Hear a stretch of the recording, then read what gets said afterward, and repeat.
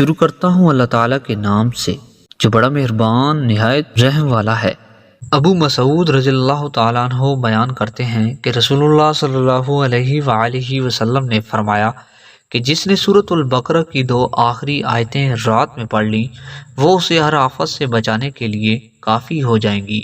حضرت ابو ہریرہ رضی اللہ تعالیٰ عنہ راوی ہیں کہ سرکار دو عالم صلی اللہ علیہ وآلہ وسلم نے ارشاد فرمایا، تم ایسے زمانے میں ہو کہ اگر تم میں سے کوئی آدمی ان احکام کا 10واں حصہ بھی چھوڑ دے جو دیے گئے ہیں تو وہ ہلاک ہو جائے، لیکن ایک زمانہ ایسا آئے گا کہ اگر کوئی آدمی ان احکام کے 10ویں حصے پر بھی عمل کرے گا تو نجات پا جائے گا۔ تشریح: اس حدیث سے عہد رسالت اور بعد کے فرق کا پتہ چلتا ہے۔ عہد نبی صلی اللہ علیہ وآلہ وسلم میں امر بالمعروف اور نہی عن المنکر کا چرچا اتنی شدت اور کثرت کے ساتھ تھا کہ ذرا سی لغزش بھی ہلاکت و تباہی کا باعث بن سکتی تھی، لیکن زمانہ آخر میں جب کہ امر بالمعروف اور نہی عن المنکر میں اضمحلال پیدا ہو جائے گا تو اس وقت اتنا فرق ہو جائے گا کہ اگر کوئی آدمی احکام کے 10ویں حصے پر بھی عمل کرے تو یہ اس کی نجات کے لیے کافی ہوگا۔